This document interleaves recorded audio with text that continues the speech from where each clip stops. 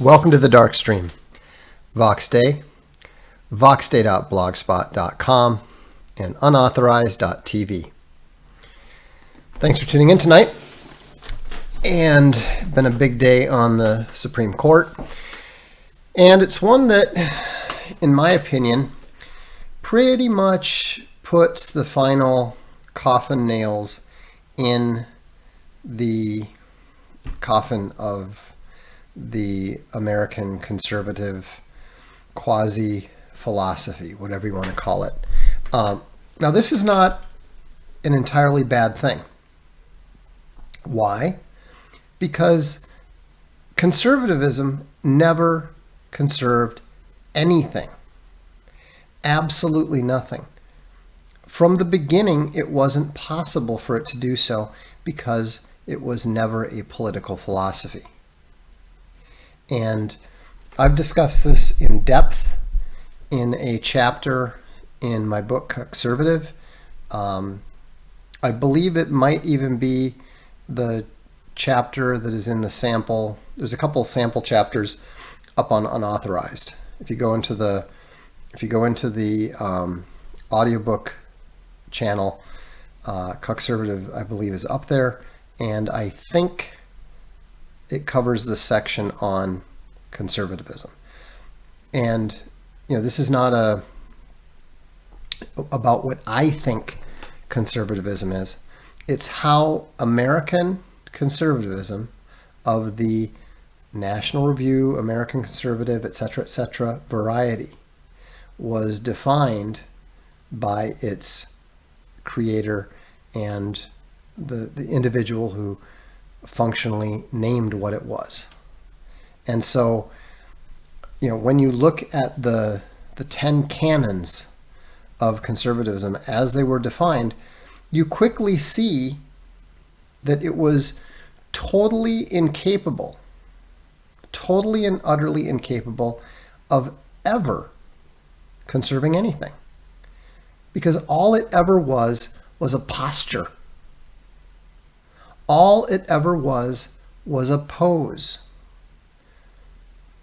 William F. Buckley, when he had his famous phrase of standing athwart history shouting no. Well, that's not a way to accomplish anything. Just standing there saying no might slow things down a little bit, but that's the best that you can hope for. That's the only thing that you can accomplish. And it was always, exactly as Magister Ludi describes it, it was always all bark and no bite. And so the good thing about the Supreme Court decisions today, where, if you're unaware, they decided that sexual orientation is actually a category that was protected by the 1964 Civil Rights Act, which of course is more of that retroactive nonsense. They also refused to hear any of the various gun rights cases because they're afraid to go against the case called Heller. They're afraid to overturn Heller, but they're also not willing to uphold it and establish it as the law of the land. Right now, it's only at the circuit court level. They don't want to allow it. Yeah, so that's what the non-decisions and so forth. And so, and then there were also two other decisions. I won't bother getting into the details, but the point is that the false hope is now gone. There is no more false hope in the conservative non-philosophy.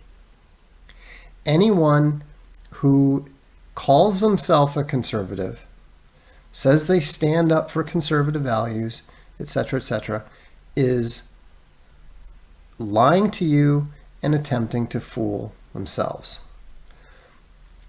Was it a gatekeeping operation from the start? I don't think necessarily. And certainly there were plenty of honest conservatives, people who genuinely and legitimately believed in those in the various principles that were often discussed: small government, free trade, etc. Now, it's kind of interesting that I never fell for that one, although I did fall for the libertarian lie. But both conservatism and libertarianism are false. And that's how we know what is true and what is not. That's how we know what is legitimate and what is not, is what is true and what is not. Odd Rob actually has a good question. What does the conservative philosophy have to do with non-conservative Supreme Court decisions? Because the conservative philosophy puts its hope in the legality of those decisions. And so conservatism is fundamentally reactive and defensive and is incapable of retaking ground. It is philosophically and conceptually incapable of retaking ground. And so that's why I'm saying that this is a good thing, that there's no more false hope in something that was always fundamentally unable to do what its advocates and its supporters wanted it to do. There was no possible route for American conservatives to be successful advocating and pushing the policies that they were pushing. And look, guys, try not to be retards, okay?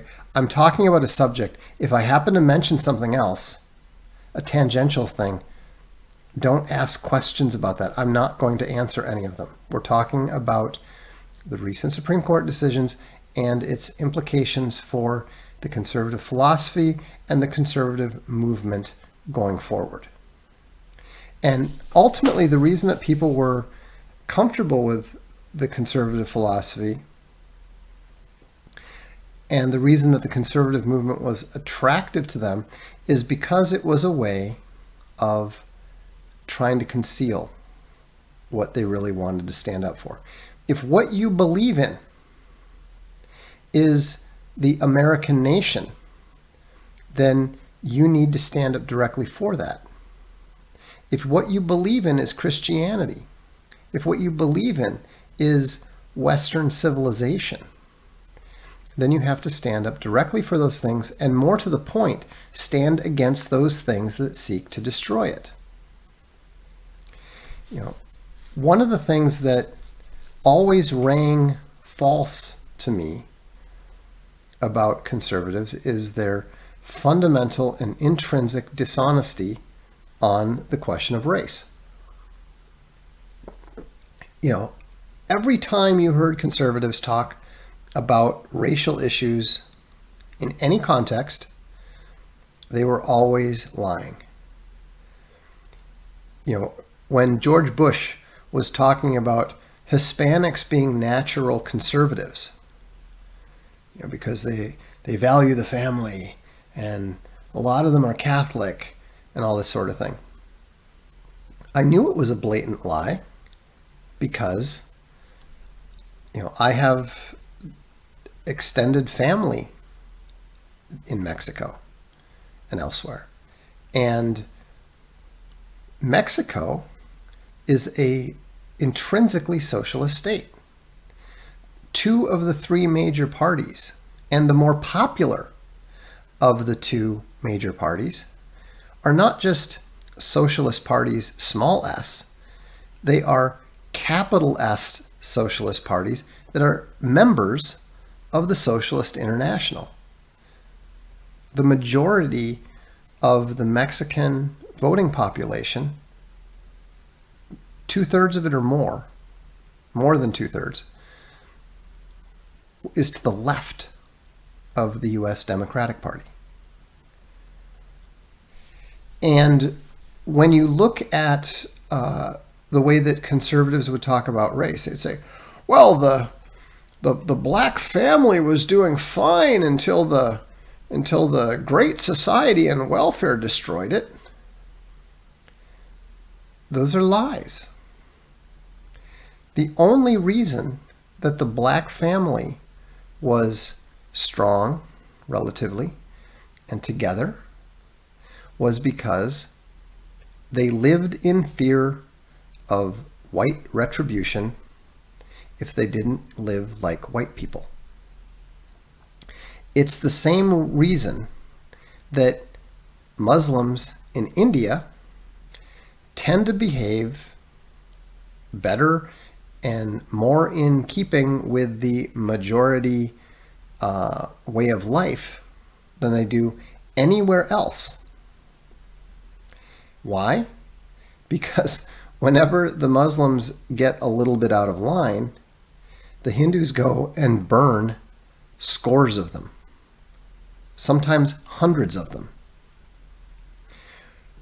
The reason that you don't see very much Muslim acting up, terror and so forth in India, in the same way that you do in Europe and in the States and so forth, is because when that happens, Hindus go out and burn the entire part of burn the entire Muslim part of town with the people in the buildings. So, unsurprisingly, they tend to behave better. Well, that's exactly what was the case with the black family.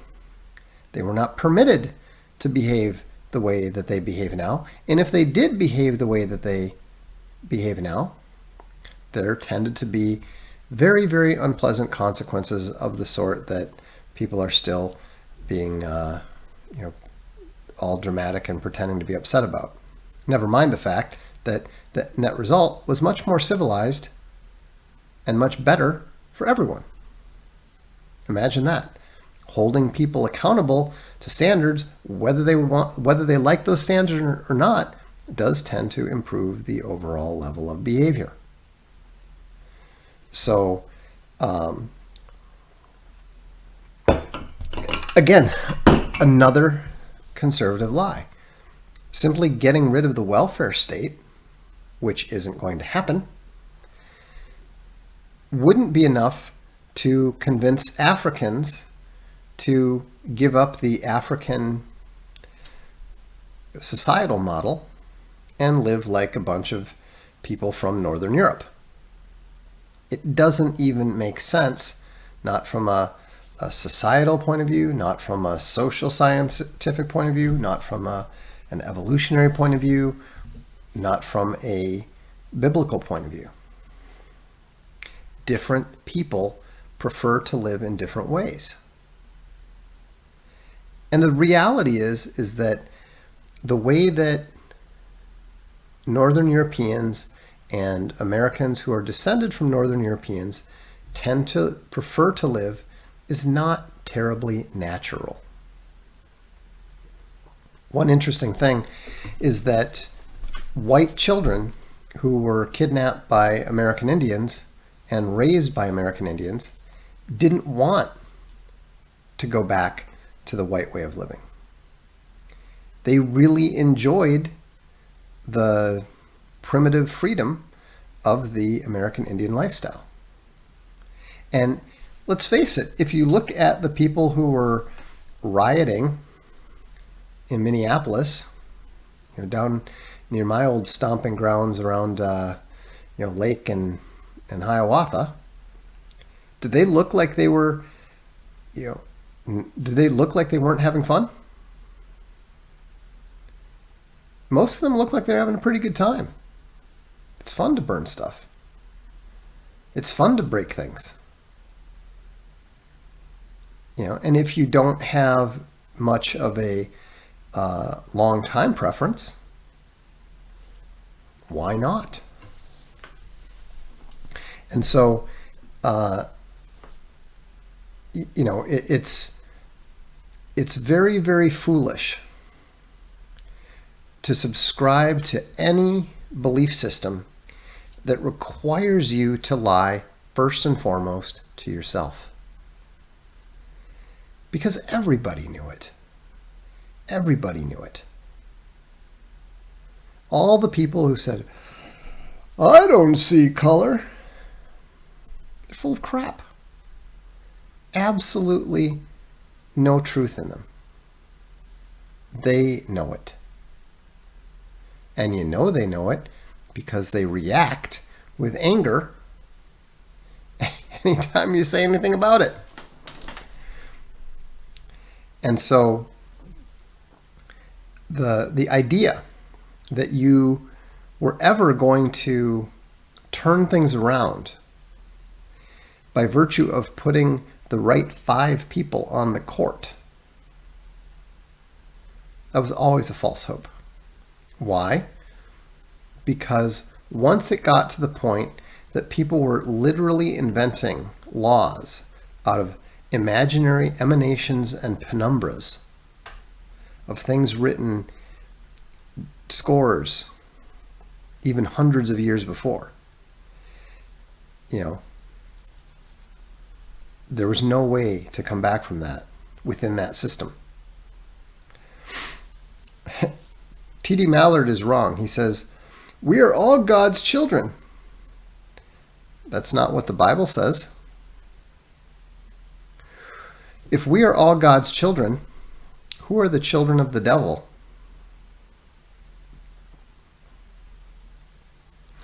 That's another conservative lie. It's all about love. Really?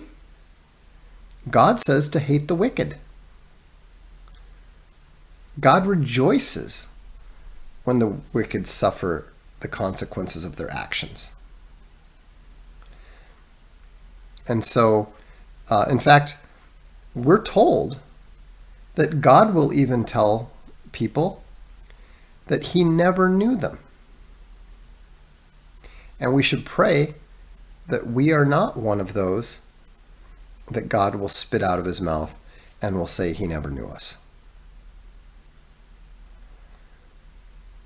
And so you cannot be a child of the lie and a servant of the devil and be a child of God.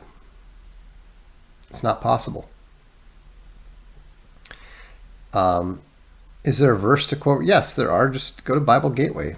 I don't make these things up.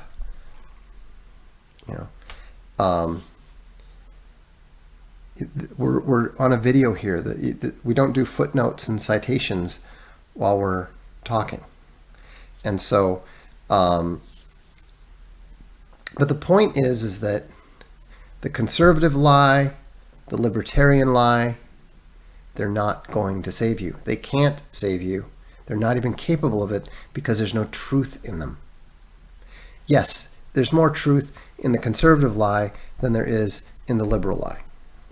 There's more truth in the libertarian lie, maybe, than the communism lie. But here's the fact. Communism, despite the idiocy of its economics, is actually better for a nation than either modern liberal democracy or modern conservative failure.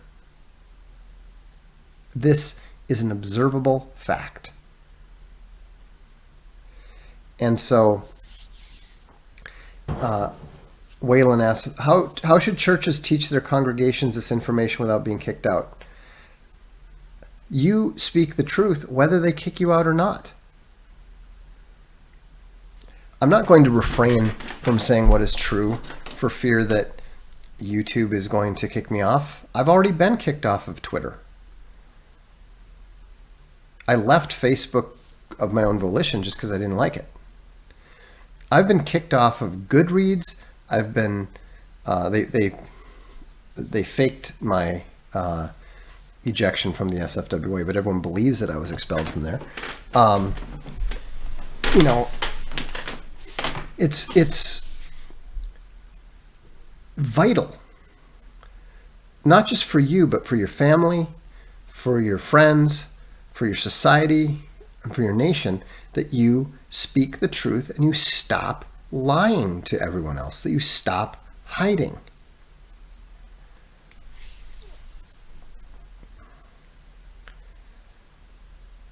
Joanna Kettle asks, is this why you believe the race war is coming? It's not a race war per se. You know, yes, there will be diverse sides, and race will factor into them, but it's going to be broader than that. Race is a very, very broad classification.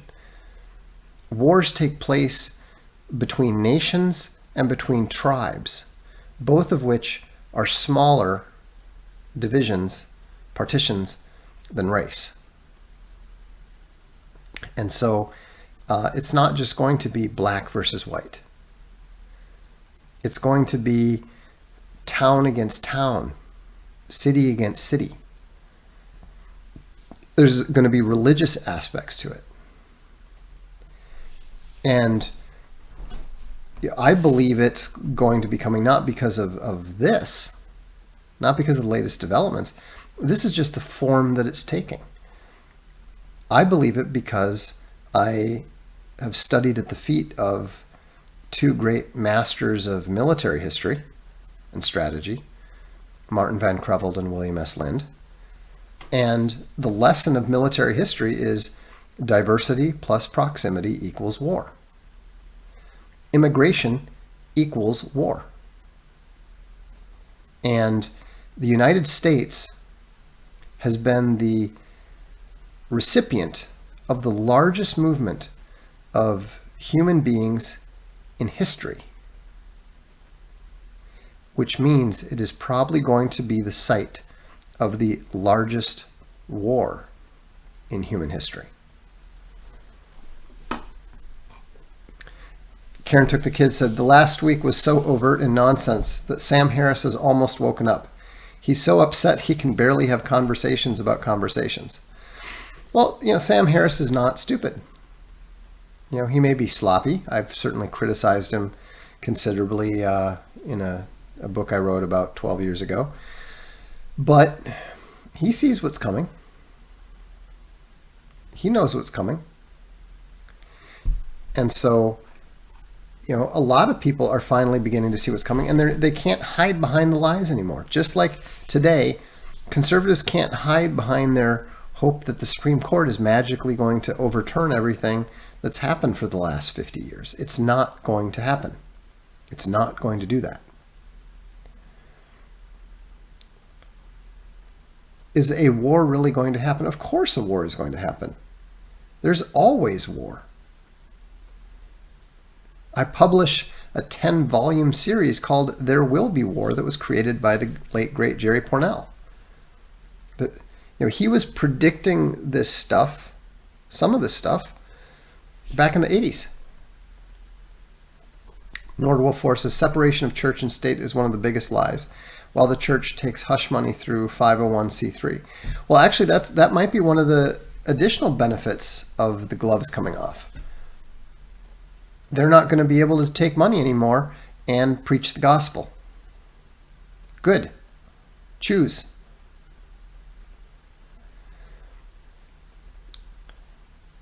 But this isn't sad. This isn't sad. This is reality. And you've been living in a fantasy for a long time.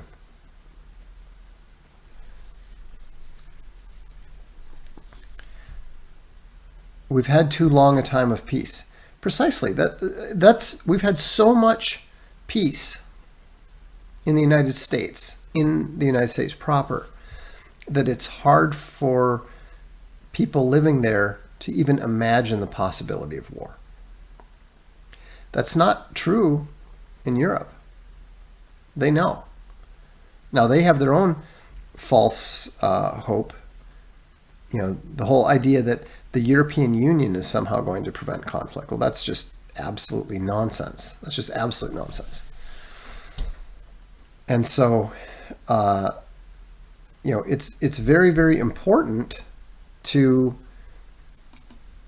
look at the truth, recognize the truth, accept the truth. And it is ironic that people are, you look at Ireland. Africans are attacking Irish people in Ireland. It wasn't that long ago that the Irish were perfectly willing to fight the English and to fight the other Irish for the right to live as their own nation. It's not going to be long before the violent objections begin there too. And so it's not that success is boring. Somebody was wondering if that's the problem. The problem is that people get lazy. People begin to think that because something hasn't happened, it will never happen, it can never happen, and they don't have to worry about it anymore. Remember, even after World War I, after all the horrors of World War I, people believed that war would be impossible. And then World War II started. So, see, here's an example of someone clinging to the lies. I don't agree there's a race problem. I think it's a culture war. For example, I think an adopted black person by a white family in America would do fine and could adapt that culture easily. No, they can't. I've lived in other cultures. I've learned other languages. And it works to a point.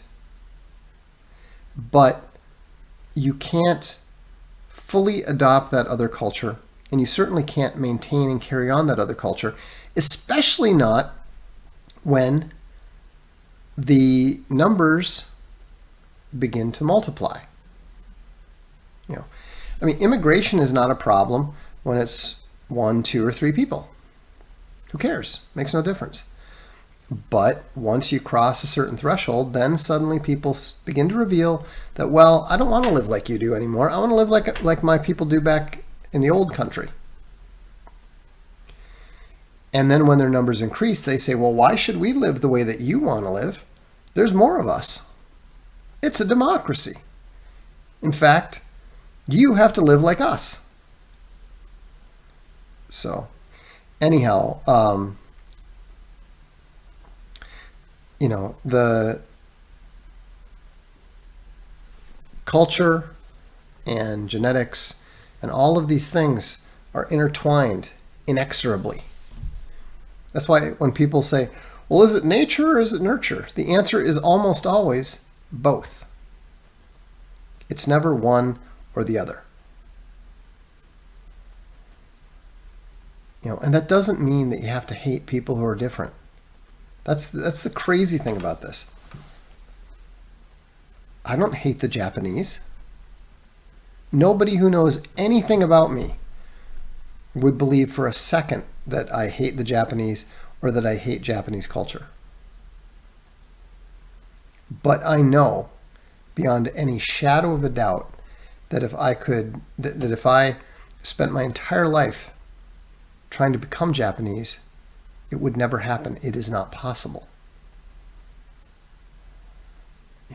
Just fundamentally the way that you think, the way that you react, your instincts, all of those things war against your ability to be something that you're not.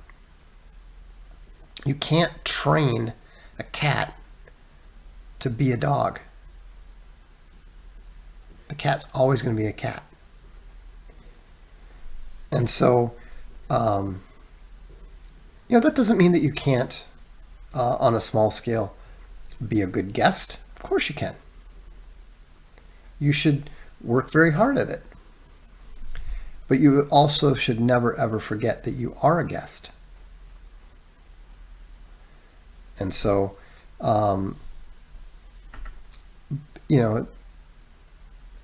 nations are God's choice. God created the nations. Whenever you hear somebody talking about unity, be aware you're hearing somebody speaking with a forked tongue. You're hearing someone speaking with the whispers and promise of Satan. The Tower of Babel is the satanic dream. As Christians, we have to stand against that kind of false unity. The only real unity is in Jesus Christ. And that's another conservative lie. This one is a churchian lie. They say, well, it says there's neither Jew nor Gentile, so therefore race doesn't matter. Well, it's kind of funny. They never use that. They never cite that verse when they're talking about there's neither man nor woman. And they always leave off the in Jesus Christ bit.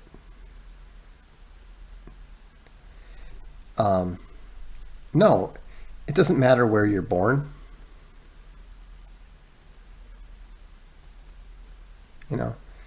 It's not about geography. It's not about paperwork. It's about blood. It's about genetics. Nation. In Italian, if you say where you're born, like for example, I would say sono nato a Boston. I was born in Boston. Sono nato. It derives from the same natio, same Latin verb that means birth. Not geography, blood, family. A nation is an extended family.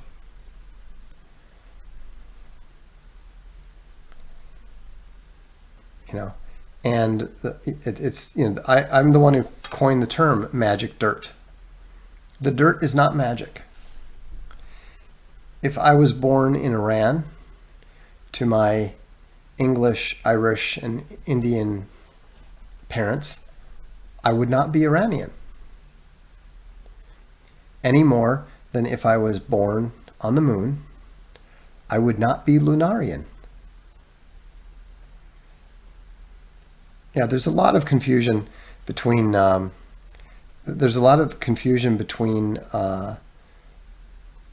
nation and state.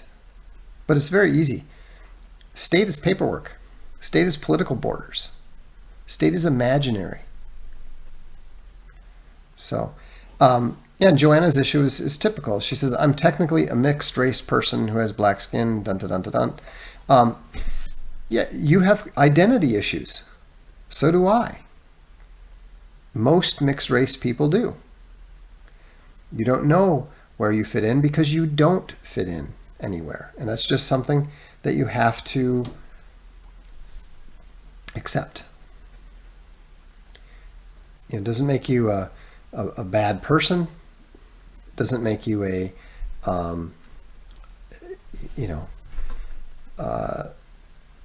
less who and what you are. But don't give in to the lies just because you want to feel comforted. Anyhow, we can go ahead with super chats and other questions now. I've covered most of what I wanted to cover. I've got a few little things to show you and stuff if you're interested related to Archaven and unauthorized and so forth. I do have a question here that's important. Have the Legal Legion agreed to defend the 72 against the countersuit? A countersuit, singular. Yes, there will be lawyers with the appropriate credentials dealing with those. I mean, there's some people are only dealing with arbitrations.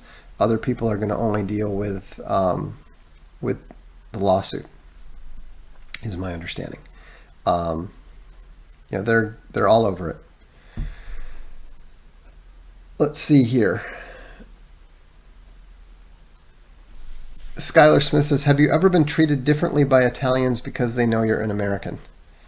Well, first of all, Italians usually don't recognize me as American, and they haven't for many years. Actually, Italians are super friendly if you speak Italian. I'll tell you an amusing story here.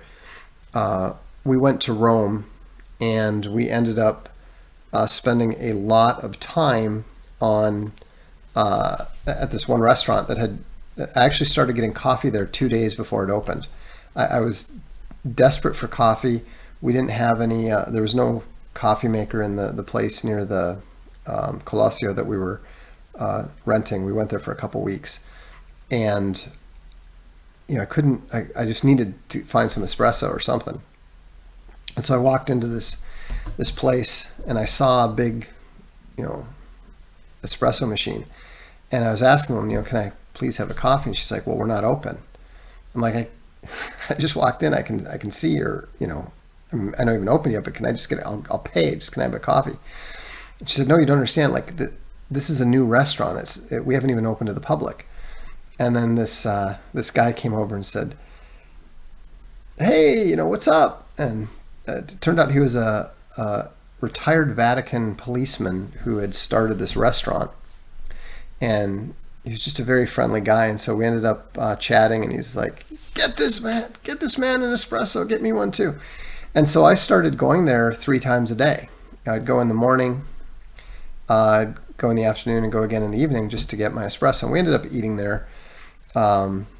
We ended up eating there like 2 or 3 times, and they're super friendly. They would always like give us like free desserts or whatever.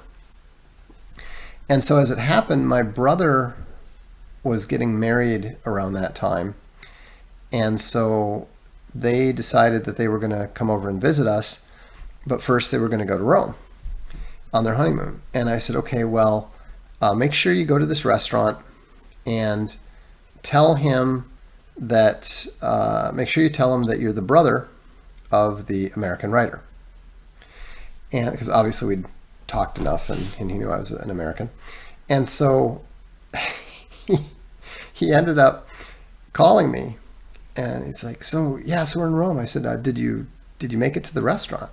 He's like, yeah, about that. Are we related to these people?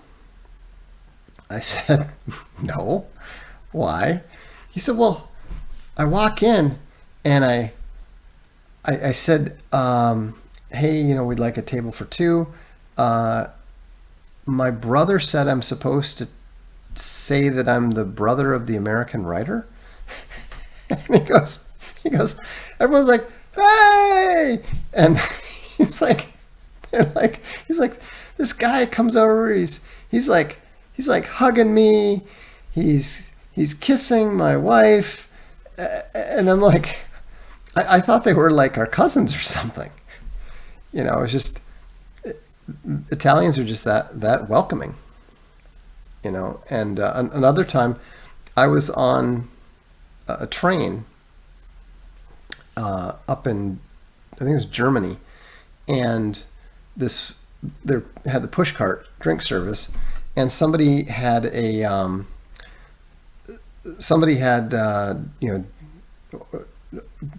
ordered drinks from this woman, and they're all being very friendly, and I started paying attention, and I realized that the woman serving drinks was from the same city in Italy as the man and the 2 women he was traveling with. And so maybe it was in France. Anyhow, I can't remember. Anyhow, so this woman leans forward and says to me in French or German or whatever it was, excuse me, we don't mean to be so loud, but this woman, turns out we all know each other from home. And so I answered her in Italian, and I said, yes, I understood. I speak Italian. They're like, oh! And next thing you know, they're like pouring me drinks, because if you speak Italian, you are admitted to the party, more or less. I mean, obviously, if you're a jerk or something, but so the point is that you can be friends with everyone. We can all get along. We just can't all be the same. We're not the same. And the more that we understand that, and the more that we appreciate it, and the more that we respect the differences, the easier it is to actually find those points of commonality and get along. So anyhow, Drywall sends $5. Thank you. Welcome, Tyler, to the Bronze Pack. If you're a Bronze member, remember the benefit is notifications before these streams happen. So shoot me an email, voxday@gmail.com, and just, if you're a member, and because I don't get your email addresses from this, you need to shoot an email, say, hey, I'm a Bronze member, I'm a Silver member, and I want notifications. And I send them out before each dark stream, more or less. Every now and then if I do an impromptu one, I don't. But generally speaking, I send them out 15 minutes to an hour before, and you get the notifications. So, because YouTube is not always great about letting the subscribers know. Bradley Hass said, what other top churchian lies should we look out for? I think the main one is the idea that that right now is that Jesus was an immigrant, and we should welcome all immigrants. That's probably the biggest one that they're pushing right now. It's not true.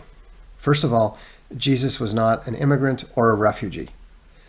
He was a Roman citizen who, actually he was a Roman subject who moved from one Roman province to another and then back.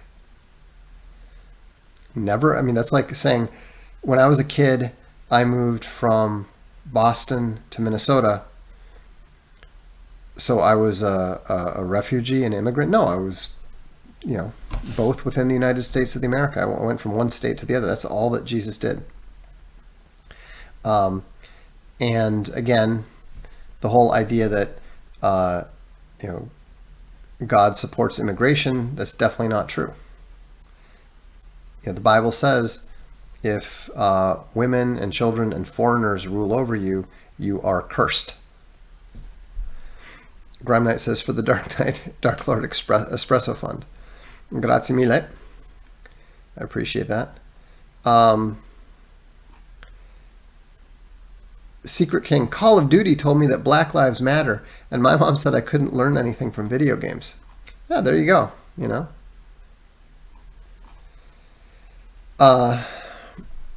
I used to play Call of Duty a lot. I was a huge fan of Modern Warfare, but that was it. Let's see. Yeah, his parents fled from a murderous mixed-race king. Exactly. So,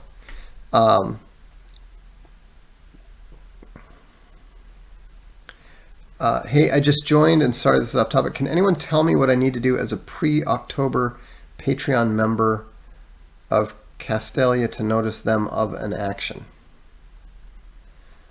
Just, let's see. Depends what it is, I guess. I mean,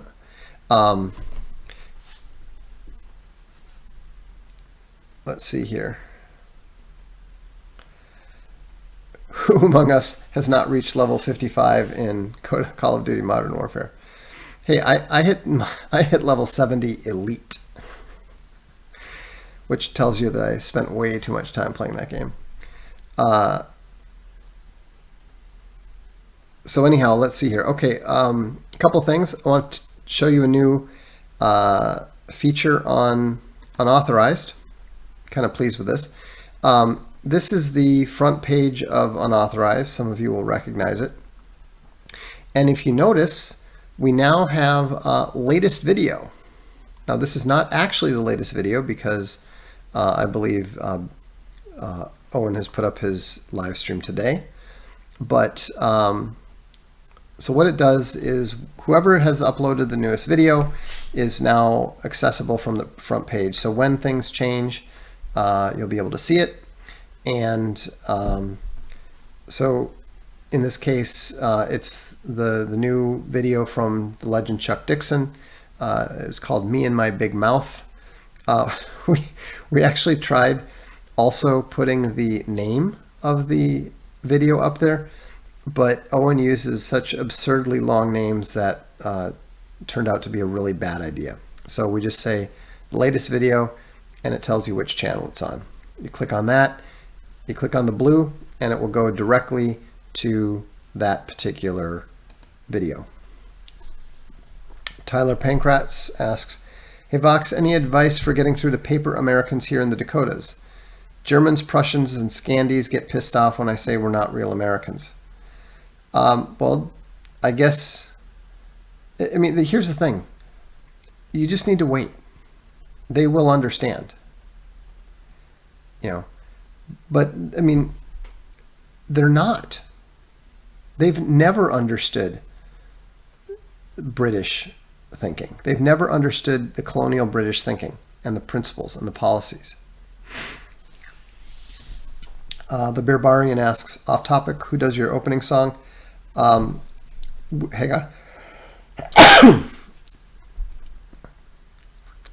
on. We'll share that one some other date.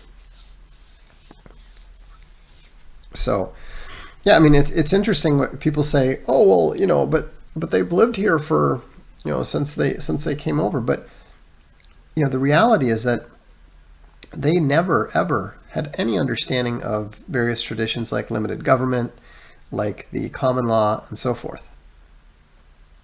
And so it doesn't make them bad people and so forth, but it does mean that, you know, they aren't what they want to think they are. You know, ask them if, of course, since they're Scandinavian, ask them about that African's Viking ancestors. Does he have Viking ancestors? Well, you know, if you're not descended from the revolutionaries, you're not an American. It's that simple.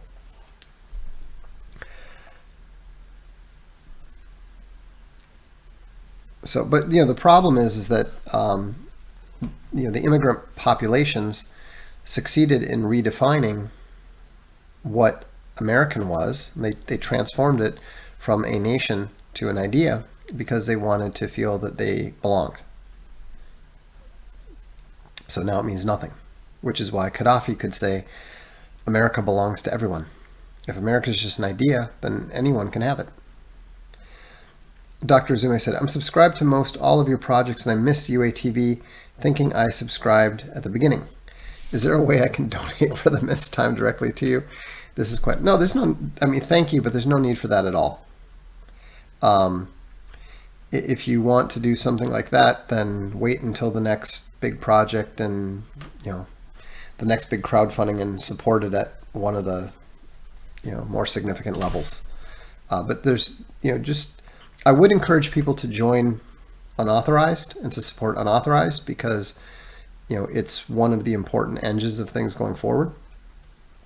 But, you know, there's ketchup only applies to the Castelia Library. There's no need for it on unauthorized.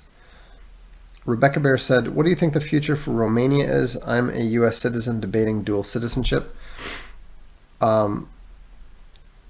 I think Romania will probably be more peaceful. So, Dr. Zume said, more super chats. Got the message loud and clear. No, I wasn't. You didn't get the message loud and clear. I wasn't asking for more super chats. I was saying, you know, wait, we're going to be doing some crowdfunding here in the next, I don't know, 3 to 5 months. You know, go ahead and back those. You know, that's a great way. let's see here. Speaking of Castalia Library, I'm going to show you these. I've shown a couple people, but so this is the Castalia Library book, the new one, and it's the Meditations by Marcus Aurelius Antoninus. They have been bound. This is the library, which is the cowhide, and it's looking great. Can't wait to get my hands on those. And then I don't think I showed this one. Maybe I did.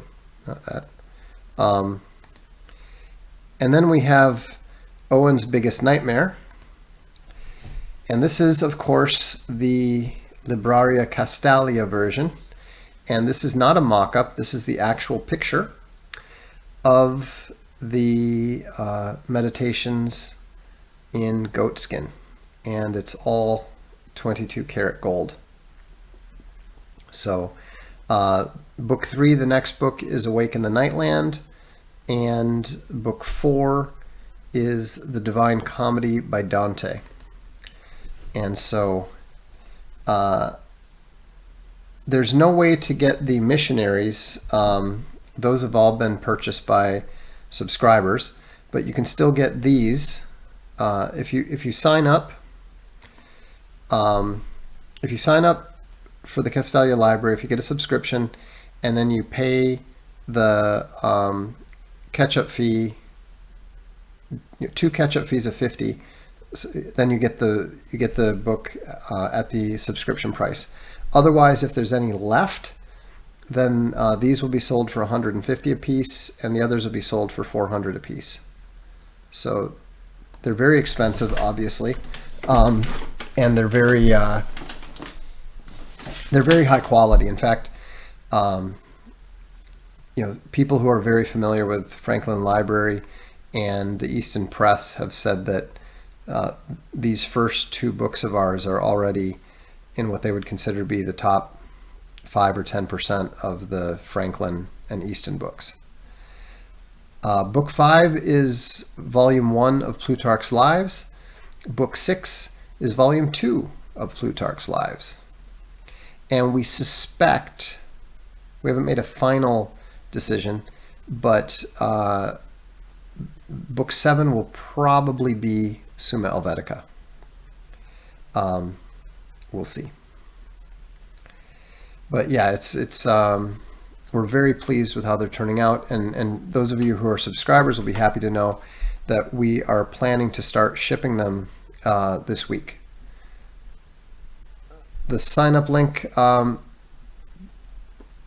you, Slapweasel, can you post the sign-up links? They're actually at Archaven. And the books are that color because they are imperial purple. We thought that a book by an emperor should be porphyrogenitus, which means born in the purple. How do I explain in simple terms to my mom, who is pro-refugee and donates money to them, that immigration is so dangerous? Tell her the story about the Goths. They were allowed in. They were refugees. They were disarmed. They were brought in, allowed in to the Roman Empire because they were about to be wiped out by the Huns. And within 40 years, they had chopped off the head of the emperor and defeated his armies, and ended up roaming around for the next 30 years or so, and then they finally sacked Rome. It's an object lesson in why you never, ever allow refugees. How well does the purple match royal purple? I don't know. I'm working off of pictures, which you can't trust the exact shades anyhow. The actual color, I'd have to look it up, but the actual color I could, next time or something, maybe on Social Galactic I'll post what the Pantone color is, and then you can see what it is. Varg believes Christianity promoted immigration to Europe. Varg believes a lot of stupid things. Certainly some Christian churches have promoted immigration to Europe. Other Christian churches reclaim the Holy Land. Will there be Marcus Aurelius t-shirts? I don't think so. All right, well, I think that pretty much covers everything we wanted to cover. Oh, I want to show you one more thing really quick. This is our latest thing up on, is it up? Let me see if this works. Oh, there we go. Okay, so this is our latest Webtoon. We've got a number of Archaven and Dark Legion comics up on Webtoons, but I'd really encourage you guys to check them out because it's, even if you're not particularly into cartoons, it's a great way to tell stories. And so this is the first episode of Chicago Typewriter, for example. And we've entered it in the story contest. And Chuck Dixon is planning to get his Go Monster Go. And I'm planning to get my Knights in Shadow story up there before the end of the contest submission period on June 30th. And so I'd encourage you to check them out. And if you like it, either subscribe or like it. It's free. And this is a new battleground in the culture war. And we don't win culture wars when people on our side don't show up. So instead of bitching about the movies and instead of complaining about the convergence of the television shows and so forth, this is how these things happen. This is how we start these things. Comics are the seeds for visual entertainment. And so I would just strongly recommend that you give these things a chance, that you have a look at them, and just support the good projects, support projects that aim towards the good, the beautiful, and the true. And even if you don't have any money, even if you don't have any time, it's really easy to just get a free subscription and check them out. And if you like them, click like. It makes a difference. It really does. Alt Hero, for example, you should read the discussions on Webtoons about it. Alt Hero has people discussing how the Black Lives Matter riots are similar to the fictional events of Alt Hero: The War in Paris. And so, check them out. If you feel like you like it, support it. But there's so many ways to support these things without ever spending a dime. And it's very useful, and it's very important, and it's making a difference. So, on that note, I will leave you. Have a good evening. I'm Vox Day, and this is the Dark Stream.